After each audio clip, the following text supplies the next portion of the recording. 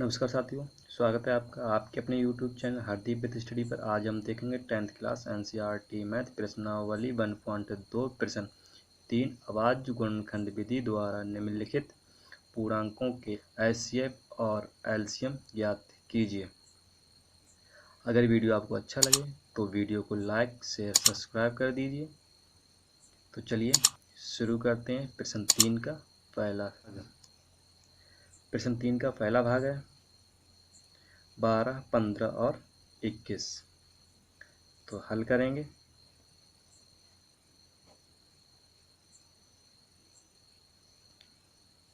हल 12, 15 और 21 के अभाज्य गुणनखंड निकालेंगे। तो 12 के अभाज्य गुणनखंड 2 से विभाजित है, 2 छंग 12, 2 से काटेंगे 2 तियां और 3 से काटेंगे 3 एकम 3। इसी प्रकार 15 को विभाजित करेंगे, इसी प्रकार 15 को काटेंगे तो 3 पंजे 15 और 5 एकम 5। इसी प्रकार 21 के अभाज्य गुणनखंड निकालेंगे। तो 21 3 से विभाजित होगा, 3 सत्ते 21 और 7 एकम 7। तो 12 के अभाज्य गुणनखंड क्या है? तो 12 के अभाज्य गुणनखंड 2 गुणा 2 गुणा 3 गुणा 1। यहाँ पे 2 2 और 3 और 1। इसी प्रकार 15 के अभाज्य गुणनखंड, तो 15 के अभाज्य गुणनखंड 3 गुणा 5 गुणा 1। इसी प्रकार 21 के अभाज्य गुणनखंड 21 बराबर 3 गुणा 7 गुणा 1। जैसा कि सवाल में कहा है कि पूर्णांकों के HCF और LCM ज्ञात कीजिए। तो HCF पिछले सवाल में हम देख चुके हैं कि क्या होता है और LCM क्या होते हैं। तो यहाँ पे लिखेंगे HCF। तो HCF पिछले सवाल में 2 संख्याएं थी, तो दो संख्याओं में जो दोनों में होता था वह HCF होता था। लेकिन इस बार क्या है कि 3 संख्या है, तो तीनों में जो होगा वह लिखा जाएगा। तो 3 यहाँ भी है, 3 यहाँ, 3 यहाँ, तो 3 तीनों में है, तो 3 और गुणा 1 तीनों में, तो 1, तो 3 एकम 3। तो ये हमारा आंसर। इसी प्रकार LCM, तो LCM, तो LCM हम सीख चुके हैं कि जो तीनों में होता है उसे एक जगह लिखेंगे और जो छूट जाता है वह भी लिख लेते हैं। तो ऊपर वाले में 2 2 छूट गए हैं, तो 2 गुणा 2। इसी प्रकार इसमें 5 छूटा, तो 5 और नीचे वाले में 7 छूट गए, तो 7। अब इनकी गुणा करेंगे, तो गुणा कर लेते हैं। 3 एकम 3, 3 दूनी 6, 6 दूनी 12, 12 पंजे 60, 60 सत्ते 420। प्रश्न 3 का ही दूसरा भाग देखेंगे।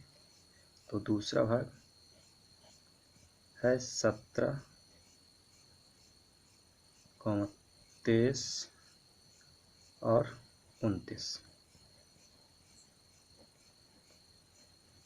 17, 23 और 29 के अभाज्य गुणनखंड निकालें। तो 17 के अभाज्य गुणनखंड 17 से ही कटेगा। इसी प्रकार 23 से ही विभाजित होगा, 23 कम 23। इसी प्रकार 29 से ही विभाजित होगा, 29 एकम 29। तो इन्हें क्या लिख सकते हैं? इन्हें इस प्रकार भी लिख सकते हैं। 17 के अभाज्य गुणनखंड क्या क्या आए? 17 गुणा 1। 19 के गुणनखंड 19 गुणा 1। इसी प्रकार 23 के आए अभाज्य गुणन 23 गुणा 1। अब इनका HCF निकालेंगे।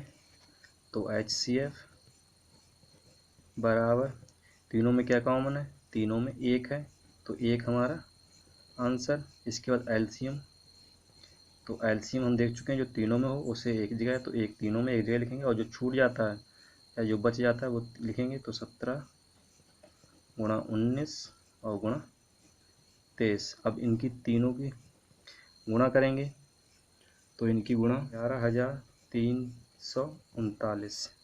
ये हमारा आंसर। प्रश्न तीसरे का ही तीसरा भाग है 8, 9 और 25। तो इसे हल करेंगे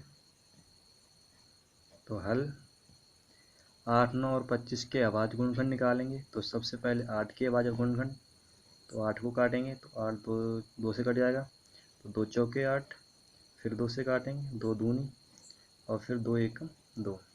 इसी प्रकार 9 के अभाज्य गुणनखंड निकालेंगे तो 9 के अभाज्य गुणनखंड 9 3 से कटेगा, 3 3 9 और 3 एकम 3। इसी प्रकार 25 के अभाज्य गुणनखंड निकालेंगे तो 25 5 से कटेगा, तो 5 5 25 और 5 एकम 5। इन्हें इस प्रकार भी लिख सकते हैं। 8 के अभाज्य गुणनखंड क्या क्या है, 2 गुणा 2 गुणा 2 गुणा 1। इसी प्रकार 9 के अभाज्य गुणनखंड तो 3 गुणा 3 गुणा 1 5। इसी प्रकार 25 के लिखेंगे तो 25 के अभाज्य गुणनखंड क्या है, 5 गुणा 1, जैसा कि सवाल में पूछा है। अब HCF निकालेंगे, HCF। तो HCF हम सीख चुके हैं, जो तीनों में होता है उसे लिखेंगे। तो तीनों में केवल एक ही कॉमन दिखाई दे रहा, तो एक हमारा आंसर। LCM लिखेंगे, अब LCM निकालेंगे तो LCM। तो LCM हम जान चुके हैं कि जो तीनों में होता है उसे एक जगह और जो छूट बच जाता है उसे भी लिख लेते हैं। तो ऊपर 2 2 2 गुणा 2 गुणा 2 गुणा 3 गुणा 3 गुणा 5 गुणा 5 बराबर। अब इनकी गुणा करेंगे, जब इनकी गुणा करेंगे तो इनका आंसर 1800 आएगा। तो एक ये आंसर LCM हमारा 1800। वीडियो अच्छा लगा है तो वीडियो को लाइक कीजिए, शेयर कीजिए, चैनल को सब्सक्राइब कीजिए। वीडियो पूरा देखने के लिए धन्यवाद।